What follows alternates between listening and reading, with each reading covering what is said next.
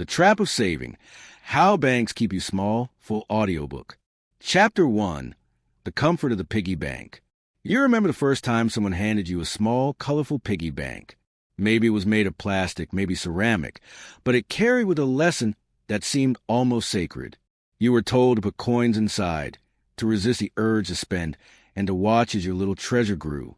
That ritual of saving felt empowering when you were a child. Decades later, the lesson has not changed much. Only the piggy bank has turned into a savings account. You still drop money in and wait for it to grow, believing you are building security. But what if that comfort you feel is less about growth and more about being lulled into a system designed to keep you small? The banks understand the psychology of comfort better than anyone else. They know that when you see your balance increase from $1,000 to $1,010, you feel a small burst of satisfaction. It does not matter that the gain is tiny. What matters is that you feel safe, that you believe you are moving forward. This is the genius of the system. The bank offers you a secure place for your money, throws you a fraction of a return, and convinces you that patience alone will bring you wealth. You become content with crumbs, while they feast on your deposits. Imagine you put $10,000 into a savings account. The bank offers you an annual interest of 2%. By the end of 1 year, you have $10,200. At first glance, this seems like a reward. $200 you did not work for feels like proof that saving works. But the story does not end there. During that same year, the cost of living quietly rose by 3%. That means what you could buy with $10,000 12 months ago now costs $10,300. Your so-called profit has already vanished. The piggy bank gave you comfort, but it also gave you less power than you had before. This illusion is not a mistake. It is a design. Banks thrive because they understand your need for certainty. They know that most people are afraid of risk. They know that the very thought of losing money in an investment feels like standing on the edge of a cliff. So they sell you comfort disguised as opportunity. Keep your money here, they whisper, and you will never lose. But they do not tell you that by never losing, you are also never truly winning. You are trading growth for safety, not realizing that safety in this form is a slow erosion of your potential. There's a story of a man named David who worked for 30 years in the same company. Every paycheck, he dutifully set aside a portion into a savings account. He was proud of his discipline. Friends called him responsible, and his family admired his consistency. Over 3 decades, he managed to save $80,000.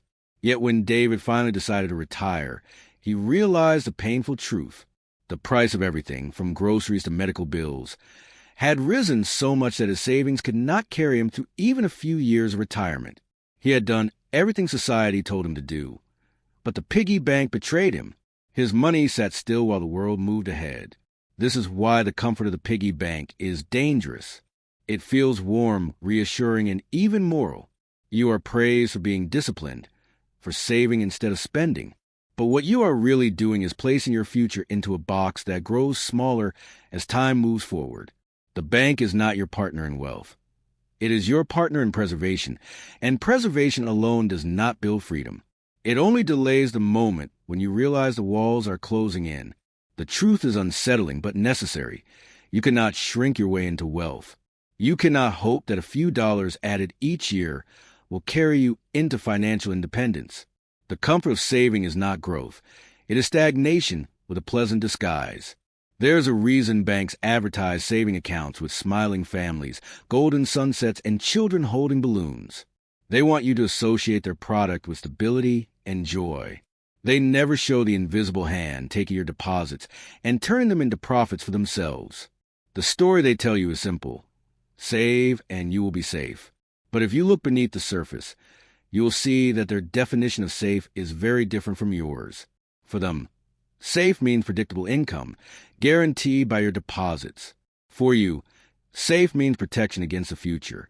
And while they achieve their safety, yours quietly slips away. Think of how money actually works inside a bank. When you deposit $1,000, the bank does not place your bills in a vault to wait for you. Instead, it lends that money out, sometimes multiple times over, charging interest rates that far exceed what they pay you. Someone else might borrow that same $1,000 at 8% or 10% interest, and the bank pockets the difference. They build skyscrapers, expand branches, and fund global operations with your desire for safety.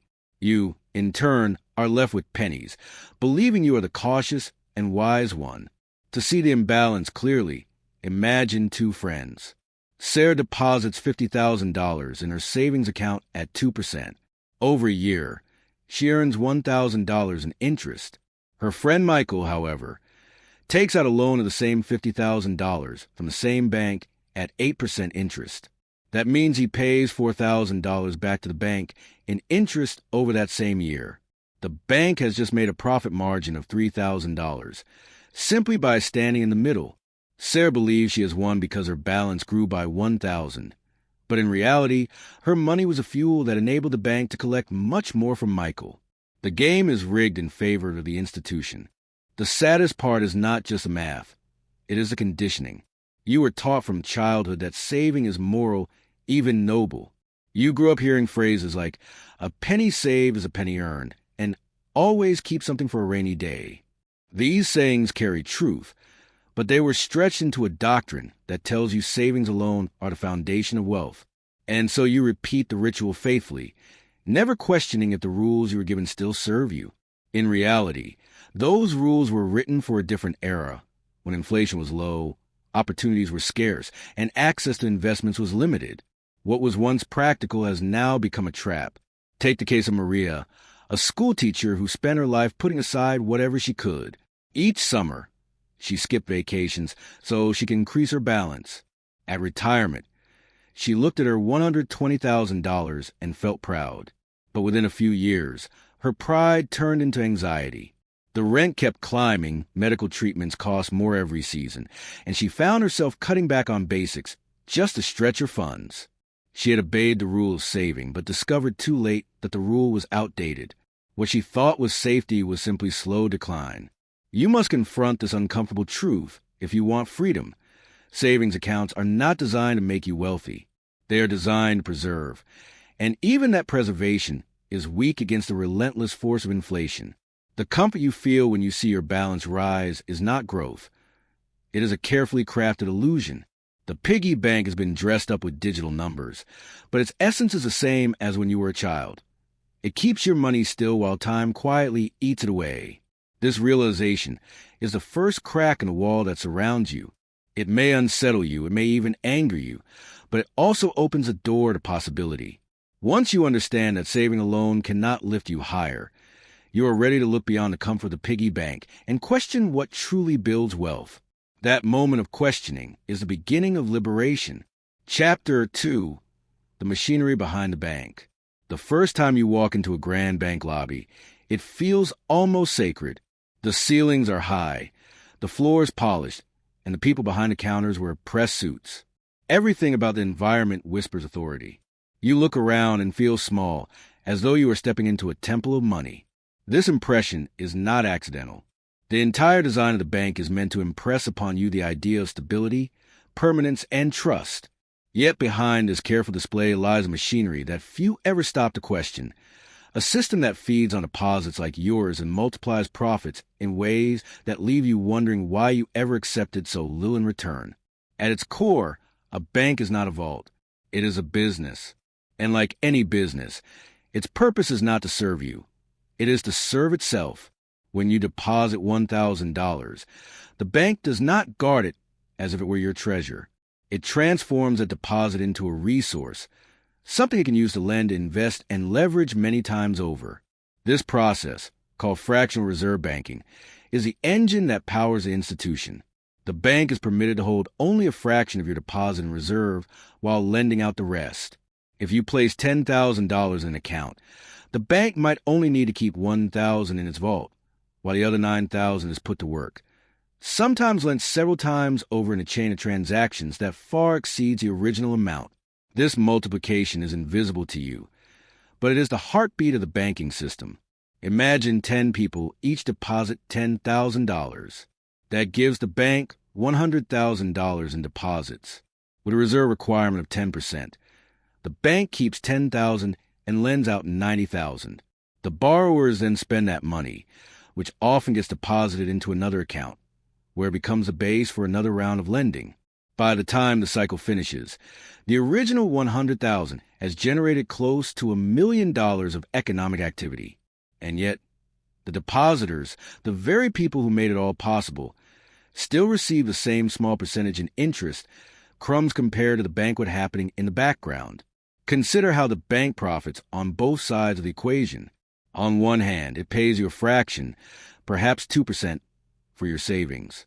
On the other hand, it lends your money to someone else at 8%, 12%, sometimes even 20% if it's a credit card balance.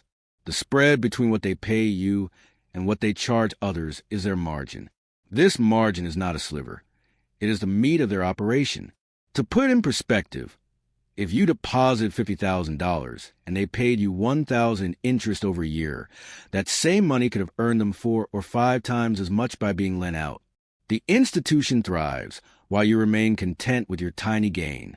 The machine grows larger with every decision you make to trust it. Mortgages are packaged into securities, small business loans become streams of income, and credit cards turn into a goldmine of interest payments. Each product is another gear in the system, powered by your willingness to believe that the bank is your partner. You look at the rows of tellers, the polite smiles, the digital apps that make transfer so convenient, and you feel that the bank is serving you. But behind the curtain, you are serving the bank. Your deposits are the raw material. Your loyalty is the fuel, and your ignorance of the mechanics is the lubricant that keeps everything running smoothly. There's a story of Thomas, a young man who dreamed of opening a cafe. He did not have the capital, so he went to his local bank for a loan of $20,000. The bank approved it, charging him an interest rate of 10%. Thomas opened his cafe, worked tirelessly, and each month handed over payments that totaled more than $2,000 a year just in interest. What Thomas never realized was that his neighbor across the street, Emily, had been faithfully saving her money in the same bank. Her $30,000 earned her $600 in interest over the same year. The bank had used Emily's deposit to lend to Thomas, profiting 4 times more from the loan than they ever rewarded her for her savings. Both Thomas and Emily believed the bank was helping them, but in truth, the bank was extracting value from both sides. When you step back and see the machinery, the illusion of partnership begins to dissolve. You are not in the driver's seat. You are the passenger providing fuel. The suits, the marble floors, the secure apps, and the polite language are all part of the performance. What truly matters is the engine humming underneath, where your dollars are multiplied into streams of profit that never flow back to you. The bank is not a guardian of wealth. It is a machine designed to turn your trust into their empire. If you could watch your money move the moment it leaves your hands, you would see that it travels far more quickly than you imagine. The deposit you make today is lent out tomorrow, and perhaps the next day it has already been repackaged, bundled with other loans, and sold as part of a larger investment product. You believe your money is resting safely in an account, waiting patiently for you, but in truth it is never still. It is moving constantly, like water flowing through an elaborate system of pipes. Each pipe takes a small share, each valve turns for profit, and by the time it circles back to you, the reward is so diluted it hardly matters. The bank wants you to picture your savings account as a sturdy vault. In reality, it is a busy marketplace where your money is traded, borrowed, and multiplied to enrich everyone but you. The great deception is not only in what they do with your deposits, but in how little they reveal about it. When you log into your account, you see numbers glowing on a screen. That number is a promise, not a pile of bills. The bank owes you that amount, but it does not keep it in a drawer with your name on it. It is already gone, already at work somewhere else. If every customer walked in and demanded their money on the same day, the system would collapse, because the reserves are only a fraction of what is promised. This fragile truth is a hidden foundation of the institution, and yet people rarely question it. They see the polished front office and assume solidity, when in fact the entire system stands on the assumption that not everyone will ask for their money at once. To understand how stark the imbalance is, imagine this. You deposit $20,000 in a savings account at 2% interest. Over 1 year, you receive $400. Meanwhile, the bank uses your deposit to issue a personal loan of the same amount to someone at 12% interest. That borrower pays $2,400 in interest over the same year. The spread is $2,000, profit created directly from the difference between what they give you and what they take from someone else. Multiply the simple example across millions of customers, and you begin to see why banks build towers in the middle of cities, while your savings barely outpace the cost of groceries. There's also the hidden game of fees. Even as you lend the bank your trust and your deposits, they often charge you for privilege. Monthly maintenance fees, overdraft fees, wire transfer fees, all small cuts that add up to billions each year. Imagine again that you deposit $5,000 and the bank pays you $100 in interest for the year. Yet, if you make one mistake, like overdrawing your account by $20, they may charge you $35 for that single incident. In one careless day, a third of your year's gains disappear. This is a machinery at work. The profit does not only come from the spread of interest, but also from a nickel and dime strategy that keeps you subdued. Consider the story of John and Melissa, a young couple saving for their first home. Every month, they diligently placed $500 into a savings account. They felt proud watching the balance climb toward $20,000. But during those years, the bank used their deposits to issue high-interest credit cards, auto loans, and mortgages. The bank earned tens of thousands of dollars on the very capital John and Melissa thought was growing for their benefit. In reality, their balance grew by a mere fraction, while the bank built an empire on their discipline. When the couple finally bought their home, they had to borrow from the same bank that had been profiting off them for years, paying back interest on top of interest. The machine runs smoothly because it is invisible. The bank counts on you not asking questions, not doing the math, not wondering why their profits soar, why your gains crawl. They rely on your fear of risk and your longing for certainty. They know that most people will accept a 2% return rather than risk losing money elsewhere. And so the cycle continues. Deposits fuel loans, loans fuel profits, and the bank grows while you remain in place. It is a brilliant design, but it is not designed for you. The sooner you see the machinery for what it is, the sooner you can stop mistaking the bank for a partner in your success. The marble walls and polished counters are not symbols of your safety. They are trophies built from your contributions. Once you recognize that your role in this machine is not to thrive, but to sustain it, you can begin asking the question that changes everything. If the bank is using my money to build wealth, why am I not doing the same for myself? That question, once asked, cannot be unasked. It lingers in your mind and pushes you toward the realization that there must be another way. Chapter 3, The Illusion of Growth. There's a cruel comfort in watching numbers rise on a screen. You log into your savings account and see that your balance has grown. It feels like proof that your discipline is working. The truth, however, is that these numbers are only a shadow of real growth. They look larger, but their power shrinks with every passing year. This is the illusion that keeps millions trapped. The belief that an increasing balance means increasing wealth, when in reality, the purchasing power of that balance is melting like ice on the sun. Inflation is a quiet thief most people underestimate. It does not storm in and take your money by force. Instead, it slips quietly into every price tag, every bill, every grocery receipt. $1 today buys less than it did yesterday, and far less than it did 10 years ago. If you saved $10,000 in the year 2000, and you left it untouched in your account, that same $10,000 today buys less than $7,000 did back then. The number is unchanged, but the value has withered. You think you are growing, but you are only standing still while the world moves forward without you. Consider a simple example. Imagine you save $20,000 and your bank pays you 2% interest. After 1 year, your balance is $20,400. You smile at the increase. Yet, if inflation has risen by 3% during that same year, the cost of what once required $20,000 now demands $20,600. In real terms, you are poorer. You believe you gained $400, but in reality, you lost $200. The illusion of growth blinded you to the truth of decline. This pattern repeats endlessly, and because it feels gradual, you hardly notice. Each year, You pay slightly more for milk, slightly more for fuel, slightly more for rent. You shrug it off as normal, telling yourself that everything gets more expensive. Meanwhile, the bank reinforces your sense of accomplishment, showing you that your savings balance is climbing. But when you put both numbers side by side, the growth of your balance and the rise in the cost of living, you see the trap. What you think of as progress is simply treading water and sometimes even sinking. There is a story of Anna, a nurse who prided herself on her careful savings. She had put aside $50,000 over the course of 15 years, trusting her bank to keep her secure.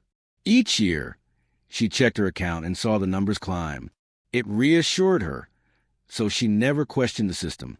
But when she tried to use that money to make a down payment on a home, reality struck. The houses she once could have afforded with $50,000 now required $70,000 or more. Her years of saving had not brought her closer to her dream. They had pushed it further away. The growth she saw was an illusion, and she discovered it too late. The illusion is so powerful because it appeals to your deepest need for security. Seeing numbers rise makes you feel in control, even when that control is slipping. The banks know this, and they use it to keep you satisfied with crumbs. They frame saving as virtue and interest as reward, never pointing out that inflation is quietly undoing your efforts. And so, you work hard, save faithfully, and wake up years later realizing that your so-called growth has left you standing smaller in the world. The hardest truth to accept is that what feels safe is often the most dangerous. Leaving your money in a place where it grows too slowly is not just unhelpful, it is harmful. You cannot fight a fire with a candle, and you cannot fight inflation with a trickle of bank interest. To believe otherwise is to live in the illusion, to confuse numbers with power, and to let your potential slip away while you congratulate yourself for discipline. The illusion of growth is not harmless. It steals dreams, delays freedom, and convinces people like Anna that they are moving forward when they are in fact being held back. Recognizing this illusion is the first step to breaking free, because once you see it clearly, you cannot be fooled again. You realize that growth must be measured not by the size of your balance, but by what that balance can actually buy. That realization transforms the way you view money, and it marks the end of blind trust in the piggy bank. The illusion of growth has another weapon, and it hides in plain sight. Compound interest. You've been told since childhood that compounding is magical, that it is the eighth wonder of the world. Teachers, financial advisors, and banks all repeat the story. They show you charts where a small sum blossoms into something massive over time. The numbers curve upward like a rocket, and you are told that patience will turn you into a millionaire. But what they rarely mention is that compounding works only when the rate of growth is strong enough to outpace inflation. At the meager percentages offered by most savings accounts, compounding becomes not a rocket, but a bicycle moving uphill with flat tires. Imagine this. You put $10,000 into a savings account paying 2%. After 10 years with compounding, you have about $12,200. On paper, it looks impressive, $2,200 more than you started with, without lifting a finger. But if the cost of living has risen by 3% each year, what required $10,000 at the start now demands closer to $13,500. Your balance grew, yet your purchasing power shrank. The chart may have curved upward, but your life curved downward. That is the hidden cruelty of illusion. People cling to the comfort of these numbers because they want to believe the system works. They want to trust that their discipline will be rewarded, and so they ignore the widening gap between their balance and reality. They celebrate when their account hits milestones, $20,000, $30,000, without asking what those sums can actually achieve. The growth they see is numerical, not practical. It is a mirage in the desert, drawing them forward while keeping them thirsty. Think about the example of Robert, a factory worker who saved steadily for 30 years. Each month he deposited $500, convinced that compounding would secure his future. By the time he retired, his account showed nearly $300,000. To Robert, it was proof that saving had paid off. But when he began to use that money, he discovered that the cost of everything, housing, healthcare, even groceries, had soared. 30 years earlier, $300,000 could have bought a house outright and still left plenty for retirement. Now it barely covered his medical expenses for a decade. Robert had done everything right, yet he felt betrayed. He had not grown wealth. He had preserved numbers that lost their power. This is the hidden side of the compound interest story. It only works when the growth rate exceeds the erosion of inflation. If your bank offers 2% and inflation steals 3%, you are compounding a loss. Each year, you are digging deeper, even as the numbers climb higher. It is like running on a treadmill that moves slightly faster than your legs. You feel the burn, you sweat, you push, and you stay in the same place. Or worse, you drift backward. The treadmill congratulates you with numbers on the screen. But outside, the world keeps moving ahead. Banks and institutions thrive on this illusion because it keeps you loyal. As long as you believe that time is on your side, you will not question the system. You will continue to deposit, to celebrate small gains, to encourage your children to do the same. Generations are trained to believe that saving is a road to security, while in truth, saving alone is a road to stagnation. The illusion is passed down like folklore, a myth that survives because it feels safe, even as it keeps families small. There is also the subtle psychological trap of comparison. You look at your balance today compared to 5 years ago and feel proud. You see that you now have twice as much, and it feels like proof of progress. But you rarely compare your money to the cost of life itself. If 5 years ago $10,000 could pay for a semester college, and now $20,000 barely covers the same, then doubling your savings has not doubled your power. It has merely kept you level at best. Yet, because the numbers are larger, you believe you are growing. This is how the illusion survives. By framing growth as a number, not as freedom. The illusion of growth is perhaps the most dangerous of all traps because it is not obvious.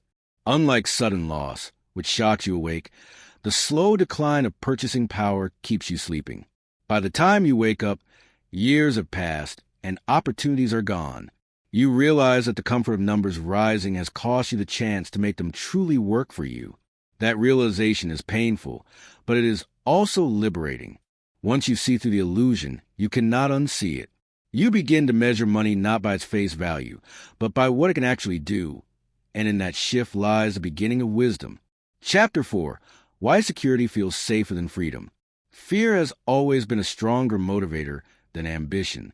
When you make decisions about money, the voice of fear often speaks louder than the voice of possibility.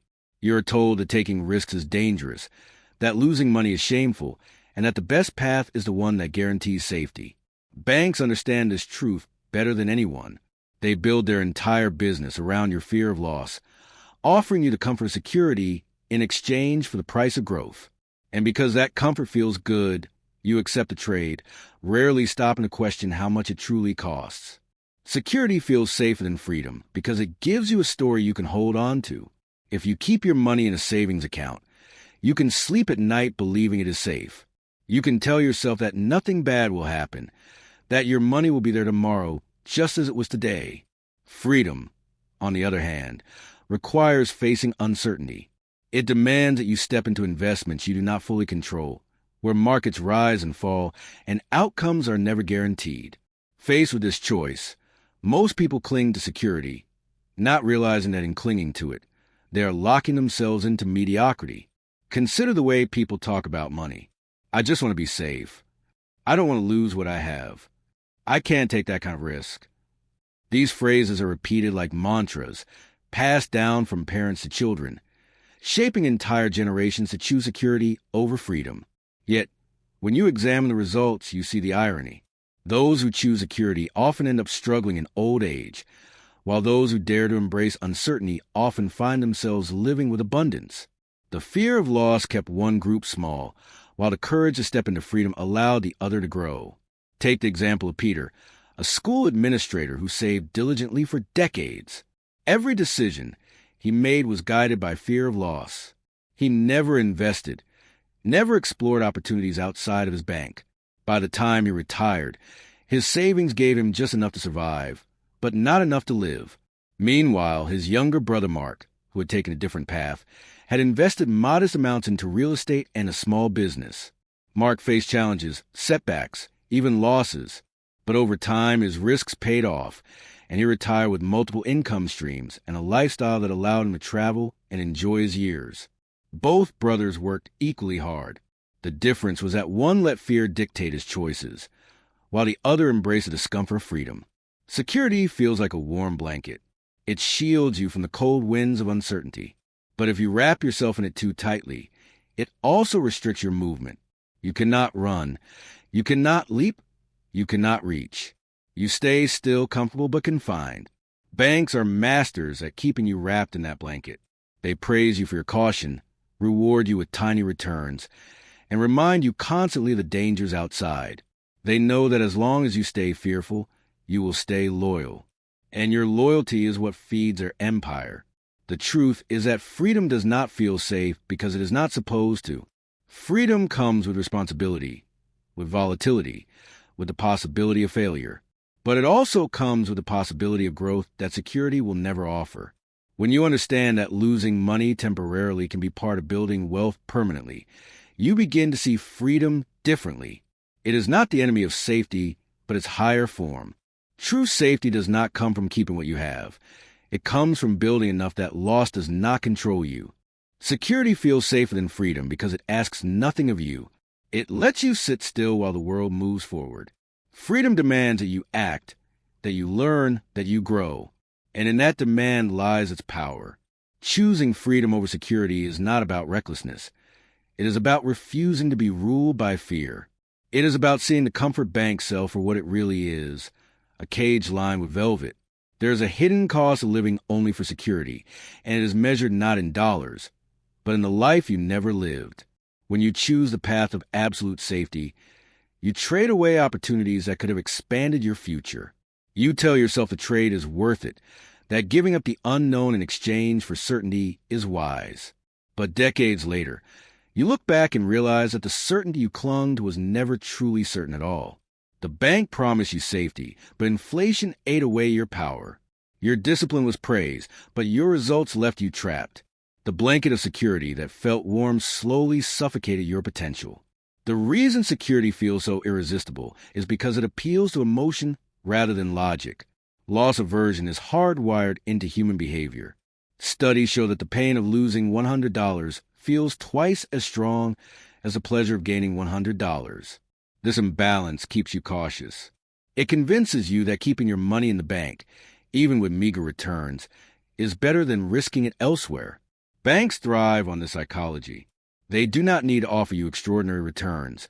They only need to keep you afraid of alternatives. By magnifying your fear of loss, they make you grateful for crumbs. Think of Susan, a widow who inherited $70,000 after her husband's passing. Overwhelmed and vulnerable, she placed it all into a savings account. Each year, she earned a few $100s in interest. She told herself it was safe, that at least she would never lose. But as the years passed, medical costs rose, rent climbed, and groceries consumed more of her balance. After 15 years, she had less purchasing power than when she began. Susan had chosen security, but in reality, her decision had been a slow surrender. The freedom she might have built by investing cautiously in assets that grew faster than inflation was lost forever. Her fear had kept her small. Freedom, by contrast, does not look comforting at first. It demands that you step into arenas you do not control. Markets, businesses, opportunities that fluctuate and sometimes fail. At times, you may lose money and those losses sting. But freedom offers something security never can: the chance to grow beyond the limits imposed by fear. Imagine taking that same $70,000 and putting part of it into dividend-paying stocks or rental property. The journey might be uneven, with ups and downs along the way. But over 15 years, the value would likely have doubled or even tripled, while also generating income along the path. That is the nature of freedom. It exposes you to risk, but also exposes you to possibility. The banks know most people will never choose this path willingly. That is why they design their marketing to emphasize safety. Commercials show smiling families, phrases like peace of mind and secure future, and imagery that appeals to your desire to protect what you have. They never show the long-term erosion, the shrinking purchasing power, or the decades of missed opportunities. They are not lying outright. They are telling only part of the story. the part that keeps you comfortable enough to stay in their system. The irony is that what you fear most, the possibility of losing, already happens inside the security you choose. Inflation is a guaranteed loss. It may be invisible day to day, but over years it is devastating. If you hold $100,000 in a savings account for 20 years with an average interest of 2%, you might end up with about $150,000. That seems like a triumph. But if inflation averaged 3% during that time, what cost $100,000 at the start will now require $180,000 or more. You did not gain $50,000. You lost $30,000. The numbers told you one story, but reality told another. Security feels safer than freedom because the danger is hidden. You see the risks of investing clearly. Markets crash, businesses fail, numbers swing. But you do not see the risks of saving because they are quiet and invisible. The truth is that both paths carry risk. The difference is that one path, the path of security, guarantees that you remain small, while the other, the path of freedom, at least offers you the chance to grow. Choosing freedom means choosing to face the storm rather than hiding in a house that is slowly sinking. When you look honestly at both choices, the illusion begins to crack. Safety is not truly safe if it leaves you powerless in the future. Freedom is not truly dangerous if it leads you to abundance. The question is not whether you can live without risk. The question is which risk you are willing to accept, the visible volatility of growth or the invisible erosion of stagnation. Once you see the choice clearly, you realize that the comfort of security was never comfort at all. It was a quiet form of defeat. Chapter 5. The escape routes few take. Every trap has an exit, but not everyone finds it. The trap of saving is no different. Most people live their entire lives believing that placing money into a bank account is the best they can do. They nod approvingly at their own discipline, proud of their ability to resist spending, and yet they never stop to wonder why. After decades of obedience, they remain small. The escape routes are there in plain sight, but they require courage, awareness, and a willingness to walk away from the false comfort banks provide. The first route out is learning to see money not as something to be hidden, but as something to be put to work. When you save, your money is idle. It sits, waiting, shrinking slowly against the march of inflation. But when you invest, your money becomes active. It works, it multiplies, it creates streams of income that expand beyond your paycheck. The transition from saver to investor is the moment you shift from being a supporter of the bank's wealth to being the builder of your own. It is not a leap into recklessness. It is a deliberate choice to face reality and pursue growth. Take the example of Laura, a teacher who once kept $30,000 in her savings account. She watched it grow by $600 in a year, only to see her rent rise by $900. For years, she repeated the cycle, never realizing she was falling behind. One day, a colleague explained how he had purchased a small rental property with $20,000 as a down payment. The tenants covered the mortgage, and within a few years, the property had appreciated by $50,000. Laura compared her $600 in annual interest to his $50,000 in growth, and finally saw the escape route. She withdrew her savings, bought a modest duplex, and discovered that her money could work harder than she ever imagined. The second escape route is understanding the difference between assets and liabilities. An asset puts money into your pocket. A liability takes money out. A savings account is not an asset in the true sense. It preserves but does not grow. Real assets are things like rental properties, dividend-paying stocks, or businesses that generate consistent income. The banks will never encourage you to pursue these because they want your deposits, not your independence. But the moment you start directing your money into assets instead of accounts, you begin building a foundation that inflation cannot so easily erode. There is also the overlooked escape of entrepreneurship. When you create something of value, whether a product, a service, or even intellectual property, you tap into a level of wealth creation that no savings account can offer. Banks profit because they act as the middleman, lending your money at higher rates. But what if you became the one who captured that margin? What if, instead of funding the dreams of others through your deposits, you funded your own? Even a small side business, begun cautiously, can outperform years of disciplined saving. The growth is not linear and the risks are real, but so is the potential for freedom. Consider Daniel, a mechanic who always dreamed of opening his own shop.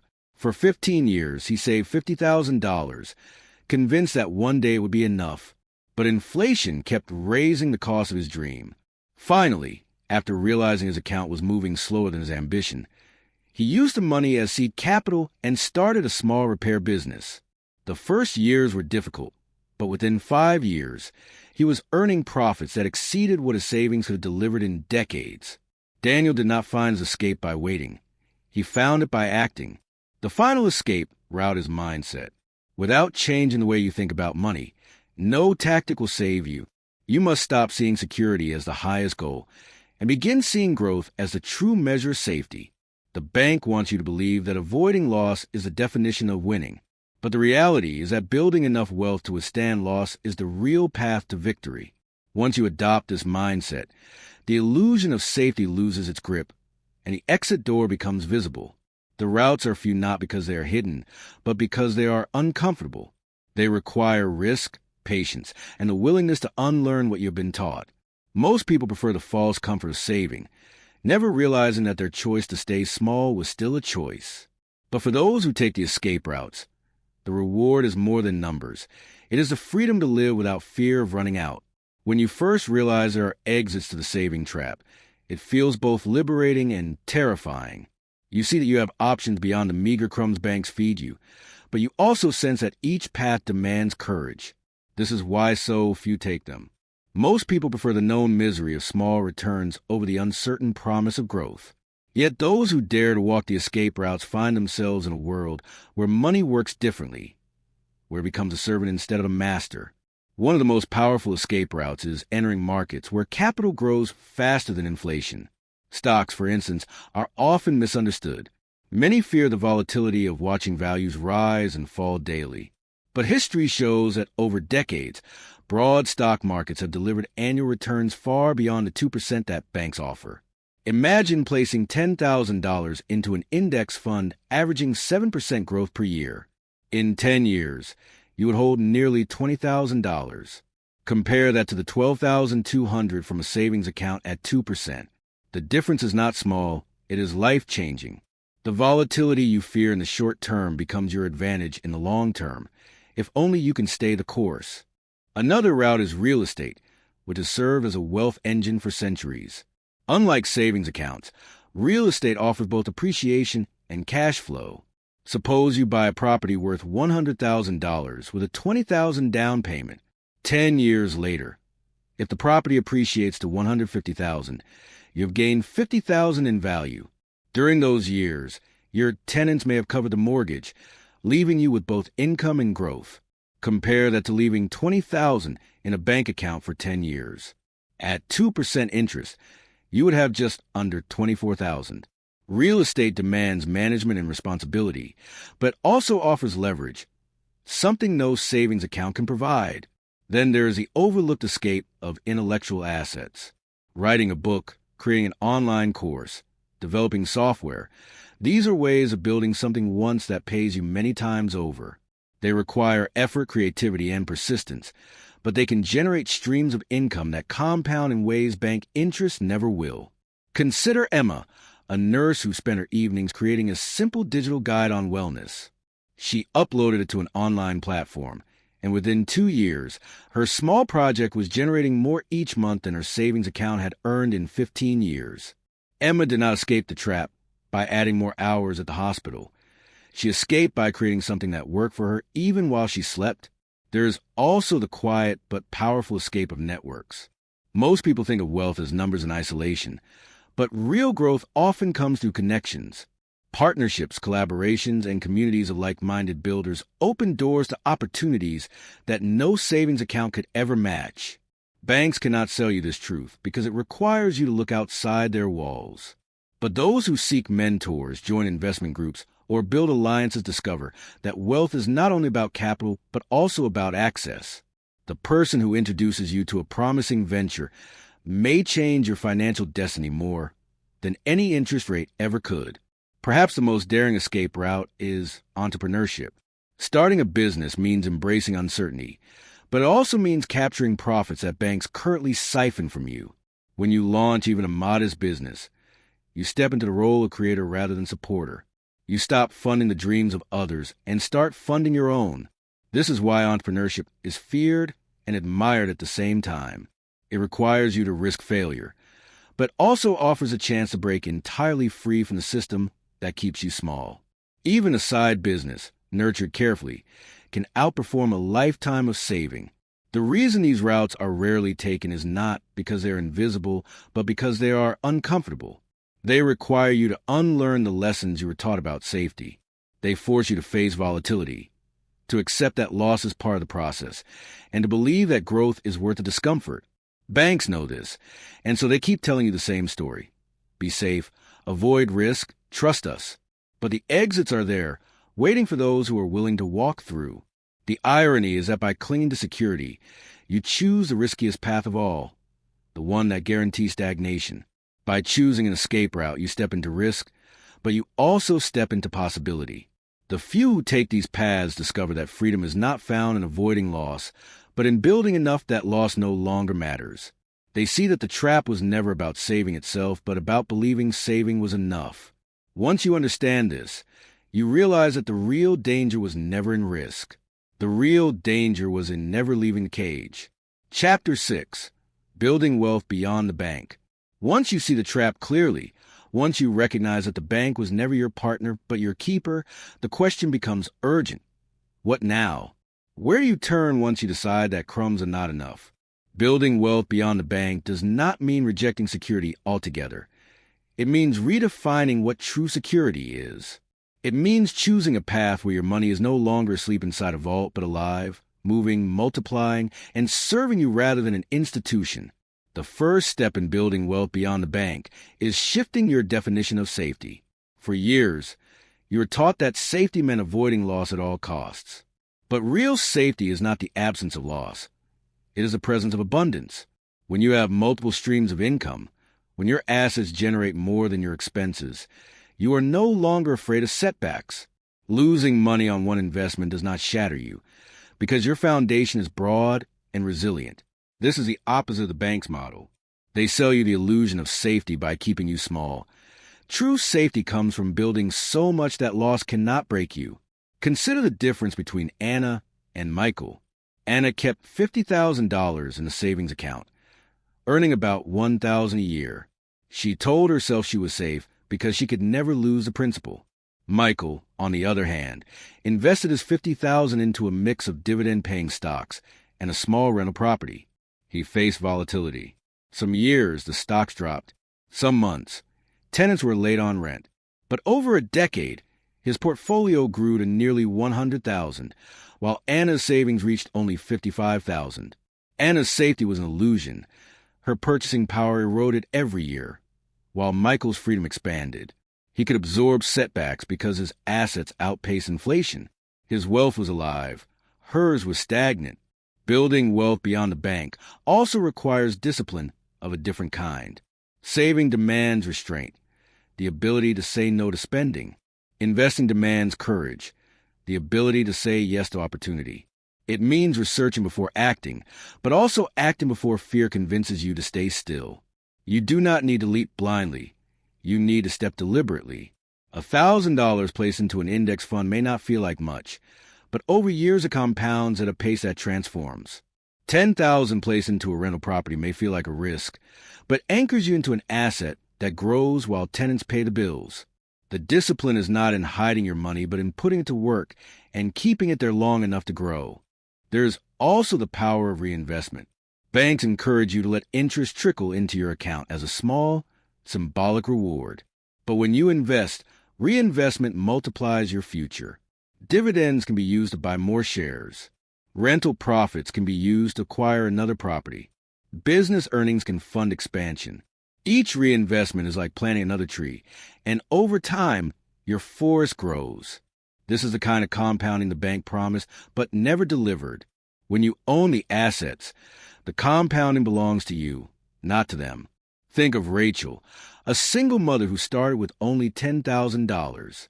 She resisted the urge to park it in a savings account and instead bought shares in a broad index fund. Each year, she reinvested every dividend. At first, the growth was modest. just a few $100s. But after 20 years, her account had grown to more than $35,000, even though she had never added another cent. If she had left the money in a savings account, it would have reached barely $15,000 after inflation. Rachel's choice was not about chasing wealth recklessly. It was about refusing to let her money sleep. She chose to let it work. Wealth beyond the bank also depends on education. The reason most people stay trapped is not lack of opportunity, but lack of knowledge. They were never taught how to evaluate assets, how to measure risk, how to read the signs of inflation. Banks rely on this ignorance. But the moment you begin learning, the balance shifts. You start to see patterns, to recognize possibilities, to ask different questions. The knowledge itself becomes an asset, one that no institution can confiscate. Once you understand how money truly works, you cannot be deceived by the illusion of growth again. The journey out of the bank's shadow is not quick. It does not happen in a single decision or a single investment. It is a path built step by step, with each choice leading you further from stagnation and closer to freedom. Some steps will be uncomfortable. Some will test your patience. But with every move, you reclaim the power that the bank once held over you. You begin to measure success not by the size of your savings balance, but by the strength of your income streams, the resilience of your assets, and the freedom of your time. That is what it means to build wealth beyond the bank. The idea of wealth beyond the bank is not only about money. It is about identity. For as long as you rely on a savings account as your primary plan, you are a follower in someone else's system. You are a supporter of the bank's profits, not the architect of your own. True wealth begins the moment you decide that you will no longer accept crumbs in exchange for loyalty. It begins when you recognize that the life you want requires more than security. It requires growth, courage, and ownership. One of the clearest paths to this new identity is diversification. Banks sell you a single tool, the savings account. It is simple, uniform, and easy to understand. But true wealth builders use many tools. They spread their resources across stocks, bonds, real estate, and businesses. They are not tied to a single outcome. If one stream slows, another carries them forward. Imagine placing $20,000 into 4 different areas.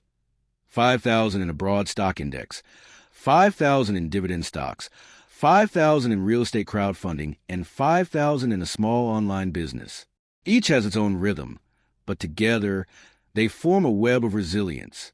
Compare that to placing the entire $20,000 into a savings account that loses power each year. One choice leaves you fragile. The other leaves you adaptable. There's also the power of time. Banks tell you to save for decades and wait for small gains. But real wealth builders use time differently. They harness it through compounding assets, reinvestment, and patience with volatility. They understand that temporary declines are not failure, but part of growth. Picture 2 investors, James, who puts $10,000 in a savings account, and Claire, who puts the same into a stock fund averaging 7% annually. After 30 years, James has about $18,000, barely keeping up with inflation. Claire, on the other hand, has more than $75,000. The difference is not just the math. It is a choice to let time serve her instead of the bank. Another cornerstone of wealth beyond the bank is cash flow. Banks encourage you to accumulate balances that sit idle, growing slowly. Wealth builders seek assets that pay them regularly. Rental income, dividends, royalties, and business profits all create streams that flow month after month. These streams reduce dependence on a paycheck and transform money from something you chase into something that chases you. Consider Anthony, who bought a modest duplex with a down payment of $30,000. Tenants cover the mortgage, and after expenses, he earned $300 a month in profit. It did not seem like much at first. But 10 years later, the property had doubled in value, and his monthly income had grown to nearly $1,000. The bank would have paid him a fraction of that in interest. Anthony chose cash flow over idle balances, and that choice set him free. Wealth beyond the bank also demands a shift in how you see mistakes. In the savings model, mistakes are intolerable. If you dip into your account, you feel like a failure. If inflation eats away at your money, you pretend not to notice. In the world of wealth building, mistakes are part of the process.